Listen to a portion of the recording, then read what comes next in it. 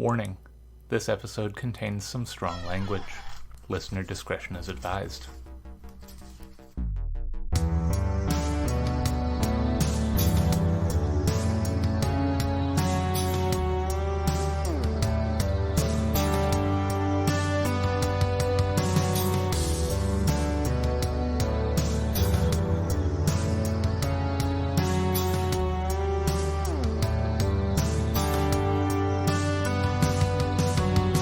Hello, and welcome to Tales from the Trunk, reading the stories that did make it. I'm Hilary B. Bisnieks. Listeners, it is my profound and almost unhinged delight to welcome an author who I think most of you already know and love. Martha Wells has won Hugos, Nebulas, Locus Awards, a Dragon Award, has been nominated for pretty much everything under the sun. Martha Wells, welcome to the podcast. Well, thank you for having me. Absolutely.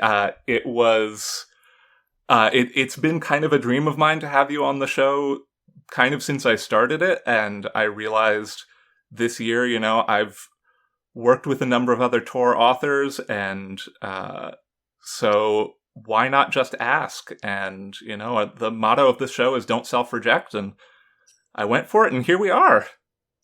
Well, cool. I'm really excited to be here. Yeah. And we're here to talk about your brand new Murderbot novel, System Collapse, which comes out on November the 14th. Yes. It's a beautiful book, very fun.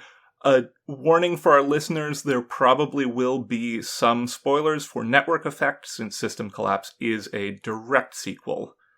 That being said, is there anything we need to know before we get into the reading? Not really. The important thing is that it is a direct sequel to Network Effect. And if people are still confused about the order, Fugitive Telemetry actually takes place before Network Effect. It's between Exit Strategy and Network Effect. It's set on the planet that they had with the colony, the lost colony they had found in Network Effect. And it's basically Murderbot and Art's crew still kind of trying to wrap up the issue with the colonists there and trying to basically save them from the Barish Astranza Corporation. Mm-hmm. So I can go ahead and start if that's good. Lovely, okay. Yes. I'm going to start with I'm just going to do a little bit from chapter 2. Perfect. Once we were out of sight behind an outcrop, I did a quick scan for stealth drones, then took my weight off Rathy and straightened up. He said, "Are you all right?" I said, "Sure." Iris was watching me worriedly and pretending not to. She said, "Why don't you stay with us? We've only got one more router to do." I said, "Sure." We climbed a rough trail back up to their shuttle, which was set down on a small, flat plateau above the router site. Since I was staying with the humans, Art recalled my shuttle.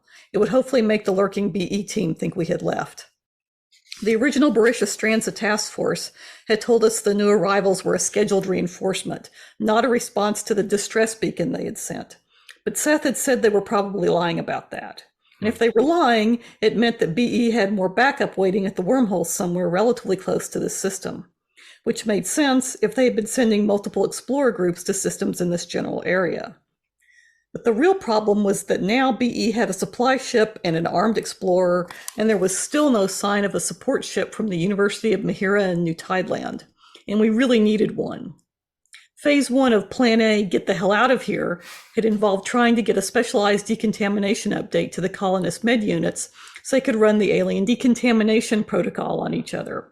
That took longer than it should have because all the medical equipment in the colony was proprietary branded corporate designs from 37 plus corporate standard years ago. Viago and Karimi had talked one faction of the colonists into sending us a copy of the software on their main medical unit, and Art had removed any traces of contaminated code and modified its own decontam package to run on old shitty equipment. Then each unit had to be individually accessed and reloaded with the cleaned and enhanced operating systems via elaborately overcautious procedures to eliminate cross-contamination or recontamination. Mostly in case we had fucked up massively and there were dormant virus fragments in place somewhere in the medical systems whose behavior didn't match the human-machine-human transmission pattern we had previously noted. Fortunately, between Art, me, our humans, and the colonists, the level of paranoia about virus contamination on this planet was more than adequate, even by my standards. Phase 2 of Plan A was the legal case to keep Barisha Stranza from asserting salvage right ownership of the colony's humans, which Penlee was still working on. Art's crew had also started a planetary alien contamination assessment, and things were looking iffy. There was a lot of technical detail I didn't care about, but basically if they couldn't make a good case to certify the contaminated site as sealable, then the planet would be placed under interdict and the colonists would have to leave anyway, and Barisha Stranza could make yet another case for claiming them as salvage. The first subsection of Phase 2 involved asking the colonists what they wanted to do. I know, it seems simple. And I am aware of the irony, since I know exactly how hard the question, what do you want, can be when you don't have a fucking clue what you want. But we weren't talking existential questions of existence here, just the basic. Do you want to be salvaged by Barisha Stranza as corporate contract labor for the rest of your lives? Select 1, yes, 2, no. The problem was who to ask. They've split into even more factions than they were when we arrived, Thiago had said, after collating early intelligence received via survey drones deployed by Art and by some comm conversations with different colonists. They've divided their compound up into at least 2 different areas, and other groups have scattered out to camps on the far side of the inhabited plateau. Karime, who is the primary negotiator on Art's crew, said, "They've done things to each other that can't be easily forgiven. We know, and they know, it was caused by the alien contamination, but I think it's going to take time for them to come to terms with that." "Time we're running out of," Mensa said. Which, it's not like I don't understand the whole idea of not forgiving stuff that happens to you, but it seems like they could not hate each other long enough to avoid getting turned into corporate slave labor, and then start hating each other again after the threat assessment percentage went down. We took a shuttle over to the next router, which was on a small rocky hill west of the main colony site, surrounded by sparse clumps of gray-greenish spindly tree fern things. By the time we got there, the other current operation, the one I was supposed to be monitoring security for before redacted, was already in progress. I was bored, so I reversed 3's video to watch from the beginning. Karime had come down in a shuttle with 3, and they had disembarked on the secondary colony site's landing pad. The primary colony had been near the pre-corporation rim site and had been abandoned after the first encounter with alien contamination.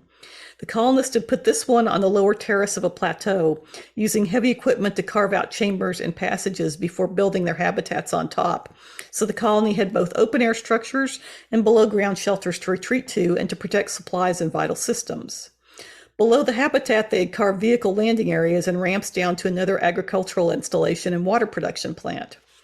Karime had to greet the colonists waiting for her. That took a while, so long I had time to catch up to real time where they had started up the rock-cut steps. The weather was clear over there, visibility good. We could replace me with an automated weather drone. That could work too. Iris and Tarek started on the router, which looked like another big rock and was surrounded by a ferny tree grove. Part of it was a plain with reddish vegetation and some rocky outcrops. There was no way for the humans to get lost out here. There was Art, and the human colony wasn't far away, and the comm was working, and the lift tower for the Dropbox shaft was visible in the distance, stretching up until it finally disappeared into the upper atmosphere. So even if the shuttle broke down, even if the comm and our feed stopped working, all they would have to do was walk toward the tower until one of Art's patrolling pathfinders came to look for them and called for another shuttle. I could walk in the opposite direction, just walk until... Yeah, I'm going to tag this section for delete. I accessed 3's drone feed so I had a better view of it and Karime. It was out of its armor, wearing an enviro suit, pretending to be human. I tapped 3's feed and said, "More casual, are you running your walk like a human code?" 3 replied, "I am running the walk like a human code." But it slowed down, made its joints looser. After 2 seconds, it added, "This is unexpectedly difficult." "Tell me about it." "You're doing fine," I said. We didn't want the colonists to know 3 was a sec unit, mostly to fend off conversations about how much the giant angry planet-bombing transport likes this sec unit, and will it lose its mind if a rock falls on it or something. The colonists thought 3 was just a really awkward augmented human. It's not like there aren't a lot of those around. Karime and 3 followed the colonists through the main part of the secondary colony, and it looked way more like a human habitation than what was left of the original pre-corporation RIM site. Which before coming here is not something I would have thought was a positive, but right now anything that didn't say major alien contamination incident in progress was a plus. This colony's occasional bits of exposed piping, recycling storage, decorative planting, and interrupted partial constructions all looked messy and human and very not hostile alien virus intending to take over your brain. Because that had happened, almost happened. Art was all over this feed because it was not exactly thrilled with any of its humans going down to the planet at all. Transcript of the conversation during the initial mission briefing. Art. If Karime is present at the colony and the colonists or corporates attempt to harm her, a threat to bomb this site may be ineffective. Seth. Perry, can I speak to you for a moment in private? Iris. It's just joking. Rathy. Is it? Me, you can bomb the terraforming engines on the other continent. It's a better target anyway. Thiago, I suppose Sec Unit is joking too. Art actually was joking, mostly. Iris told Thiago that it had undergone a traumatic experience and would verbally act out until it had fully processed what had happened. Thiago said he knew that, but he also thought it enjoyed terrifying people. Iris was pissed off and just smiled in an, I'm going to pretend you aren't serious so I don't have to fight you right here in this corridor way. I realize that Iris is Art's Rathy. Thiago is incorrect. Art doesn't enjoy terrifying people. It enjoys getting its own way, and it has a variety of techniques it finds effective for that, and vaguely or not so vaguely threatening statements are sure one of them. Iris is also correct that Art is still processing its traumatic experience, and the fact that it had such a great result with arming its pathfinders and making the colonists think it was about to bomb the crap out of them is maybe something we should worry about. But I just have a lot to do right now, okay? I was not joking. The terraforming engines are a perfect target. 0 casualties if we evacuate the colony site immediately afterward, and irreparable damage to infrastructure. I'm just saying. Even with 3 shadowing her, it wasn't easy to watch Karima follow her colonist guide through a doorway and down another set of steps into the depths of the habitation. From Art's personnel file, she was older than Mensa, and she didn't look like an intrepid space explorer either, even in the protective environmental suit. I think I'm going to stop there because then we get into that sounds good. More of the plot. Mm-hmm. Yeah, things just sort of start happening and then don't stop. Start happening. Well, thank you. Yeah, absolutely. Thank you again. Theme of the episode, just delightful, and I think that fans of Murderbot are going to be surprised and delighted by the way things progress from there. Now, this is, of course, Tales from the Trunk, so I have to ask, are there any parts of this book that ended up getting cut for whatever reason that are not spoilers for things that didn't, that you're just really sad to have seen go? That's kind of complicated because I actually started writing it after I finished Fugitive Telemetry. Mm-hmm. And that was in like December, right before 2020. Yep, that's right, the time. Yeah, and I was trying to work on it, but I hadn't really figured out the core of the novel, which is that Murderbot needed to recover or was needed to experience the trauma from what happened in Network Effect. Mm-hmm. And so I probably had, 4 or 5 different beginnings, which is not uncommon with Murderbot novellas. Mm-hmm. And Network Effect is that I'll write maybe 20,000 words and end up taking most of it out and having to start over. Mm-hmm. With Network Effect, it probably took me a year to get the first 50,000 words, and that was starting over and over and over again. But with this one, that the first chapter didn't really exist at that point, and it was mostly the events in the second chapter I was working with. Mm-hmm. And it was just not going in. And they kept the location kept moving around. They were out at the terraforming engines for a couple of drafts. They were on another planet. They went to another planet in one of the drafts, and it was just not coming together. And it was really, I had writer's block for about 6 months. And then I just decided, I got the idea for Witch King and kind of started working on that and stopped and finished it. And that really broke my writer's block. And when it was finished, I was able to come back and finally looked at what I had with System Collapse and thought, oh, wow, there's actually a lot of usable stuff here. And then I'm just going to jump ahead to, because I knew they were going to go look for more colonists. And so I'll just jump ahead to that part and start writing it. And once I did, it all started to come together. That was a huge relief. Yeah. So there's tons of stuff that didn't make it into the book. Right. Yeah. Some of those ideas will probably go into maybe the next Murderbot story, which I'm hoping when I get to working on it, it'll start pretty much after System Collapse.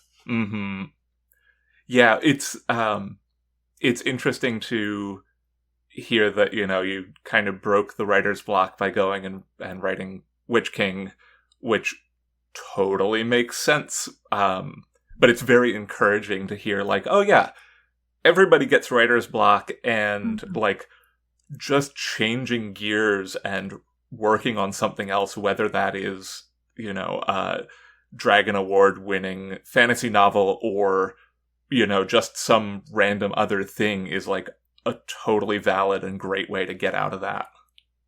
Yeah, especially when you realize you're kind of banging your head against a wall and that there's something you haven't figured out yet.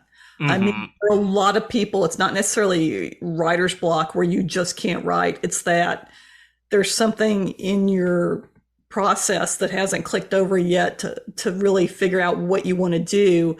And so that's why you just keep, you're just kind of treading water with the book and it's not going anywhere.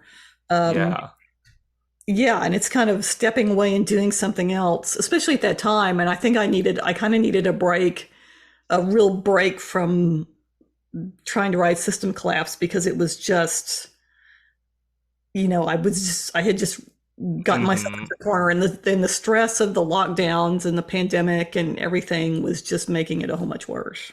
For sure. Yeah. And, not to say that everything is light and breezy in Witch King, but it's a different way of being, especially, I can imagine, especially at the start of the lockdown when we're facing a global pandemic, to be writing about the way that Murderbot is dealing with the trauma of, this alien contamination that tried to kill its friends, tried to kill, everybody it cares about. Like, that definitely hits away. Yeah, and I think it's interesting that System Collapse ended up being about dealing with trauma.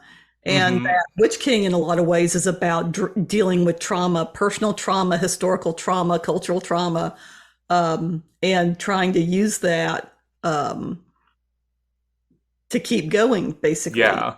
So it took me a while to realize that, until someone pointed out that that's what Witch King is about. It's like, oh, yeah, it really is. Sometimes you're just doing this and you don't really realize. So it was kind of funny. The two books started, written during that first year of the pandemic. And then the second worst year of the pandemic and the third worst year are about basically processing trauma. Yeah. It's funny how that worked out. Weird how art tends to, reflect things that are happening in the artist's life. Who would have thought? Yeah, who would have thought? Yeah.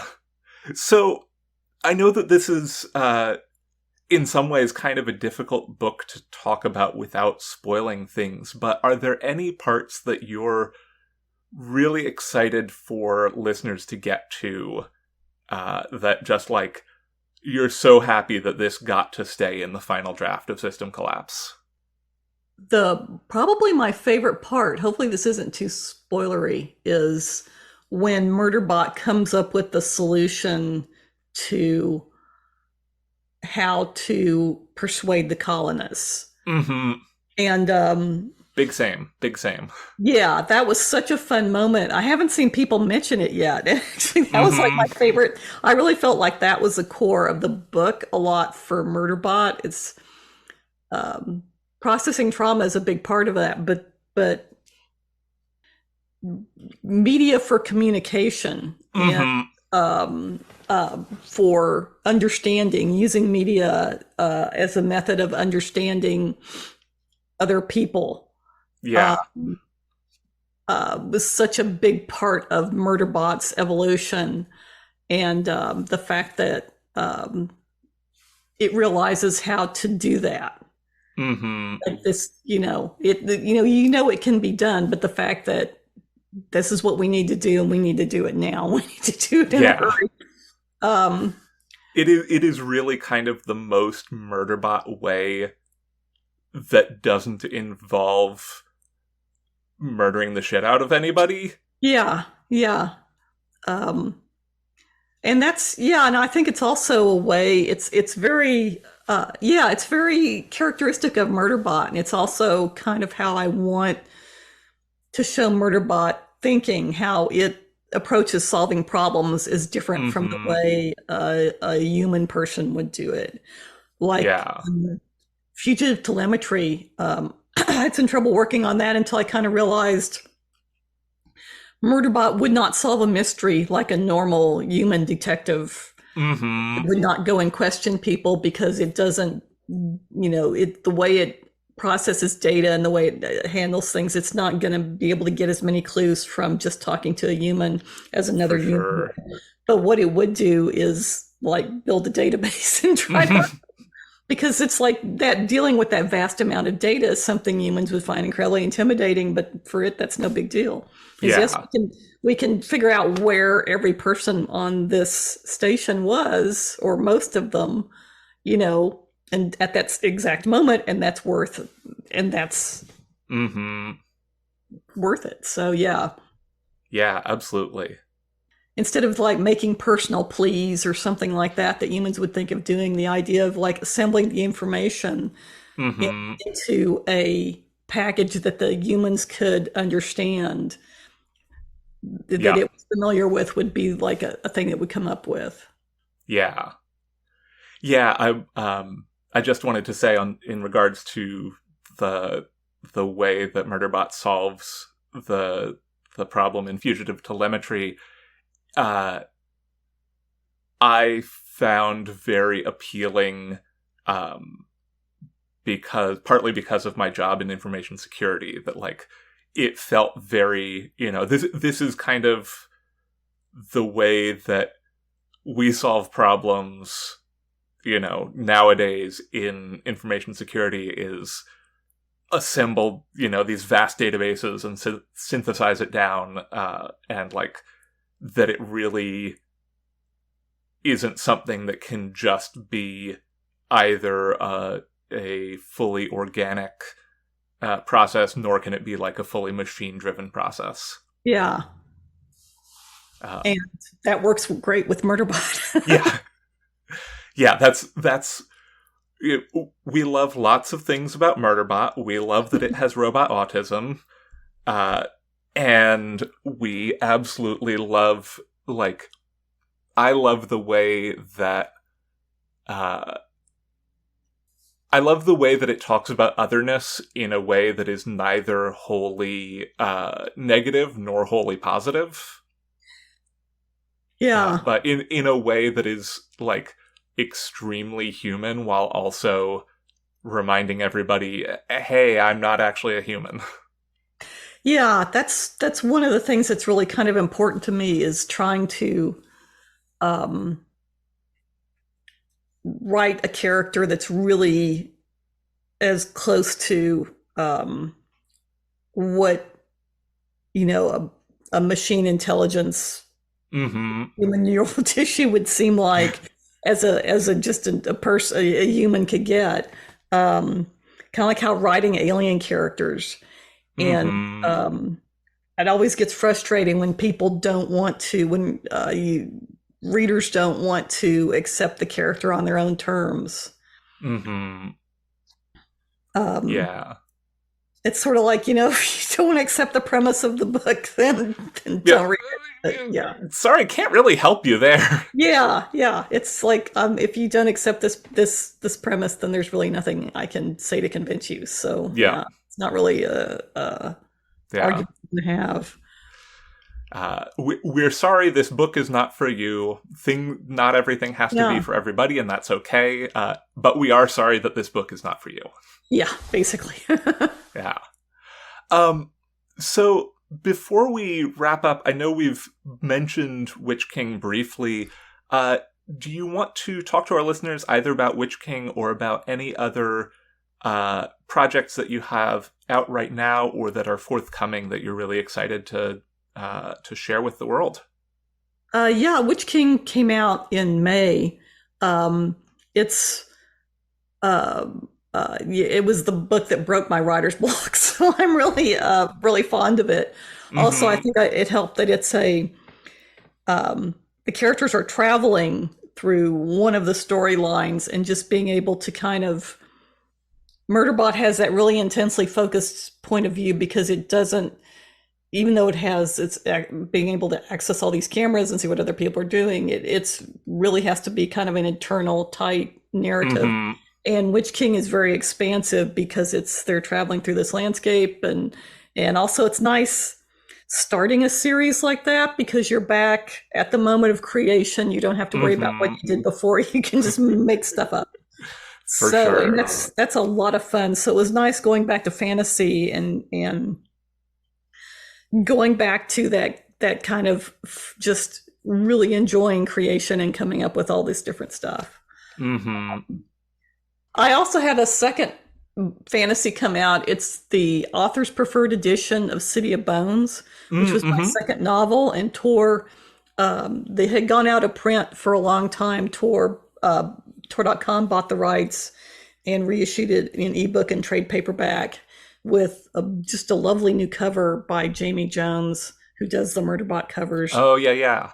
And so that came out in September. And then now I have System Collapse coming out in a couple of weeks. So that's all been... It's been a big year. It's been a busy year for a lot of reasons. Yeah. What I'm working on now is I'm working on a sequel to Witch King. That's been slowed down because since I was diagnosed with breast cancer earlier this summer, there's been a lot of, 2 surgeries and radiation and all this other stuff going on. So I'm working on it, and hopefully it will be finished next year, but it's probably not going to come out at least until the year after that, just because that's how publishing be. That's how publishing works. It takes at least a year to get on the schedule and everything. Yeah. And to produce the book. So there's that. Also in February, I think it is, TorDotCom is putting out 2 other, they're putting out a combined edition of The Element of Fire and The Death of the Necromancer. Oh, nice. And those are authors' preferred editions. I've gone back in and edited. And The Element of Fire was my first novel that came out in 1993. And, The Death of the Necromancer was my third novel. And that was, I think, 1997 or 98. I'm not sure. But anyway, that's coming out in February. And again, with another gorgeous cover. So. 97. Yes, 97. Yeah. Yeah. And was nominated for the Nebula in 1998. Yeah, that was like my first award nomination. And before Murderbot, I was pretty sure that was going to be my only award nomination. So. Yeah.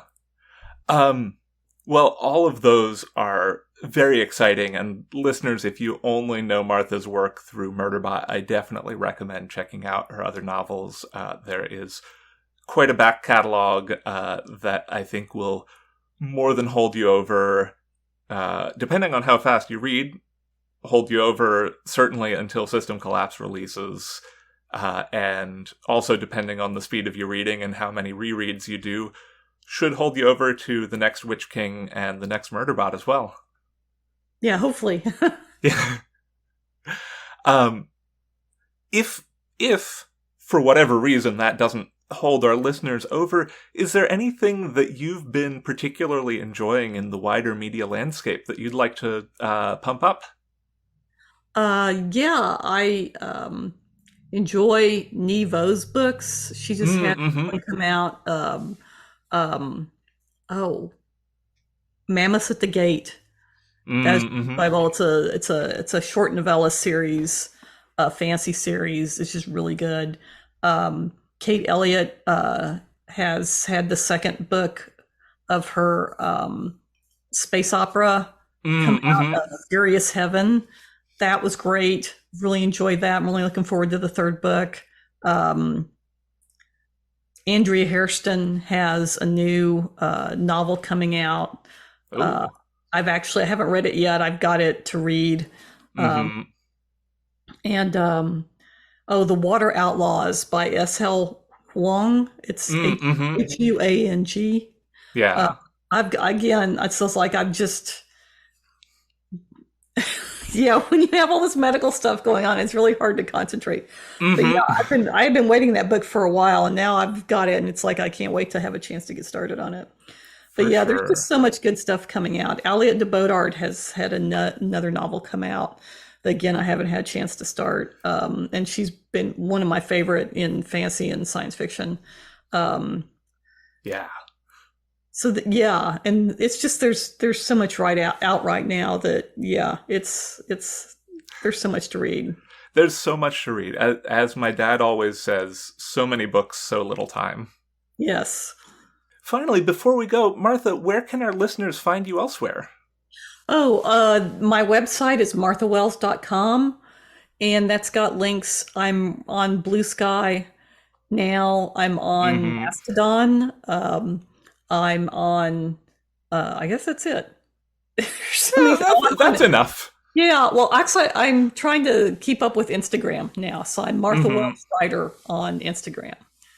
Yeah, definitely would recommend, if you like pictures of cats or want to see unboxing videos for, say, the Dragon Award that you just won, that's a great place to be. I always enjoy seeing cat updates from you. Well, Martha Wells, thank you so much for joining us. It has been an absolute pleasure having you. Well, thanks for having me. I enjoyed talking to you. It was a fun conversation. Absolutely. I've said it a million times before. I'll say it again right now. Doing this podcast is, I think, one of my favorite creative things I've ever done. And it really... it's all thanks to the amazing, wonderful, kind, generous guests that I have, and to you, our listeners. So thanks, everyone. Listeners, do tune in 2 weeks when I will be talking to publisher of the Deadlands, Sean Markey. Tales from the Trunk is mixed and produced in beautiful Oakland, California. Our theme music is Paper Wings by Lillian Boyd.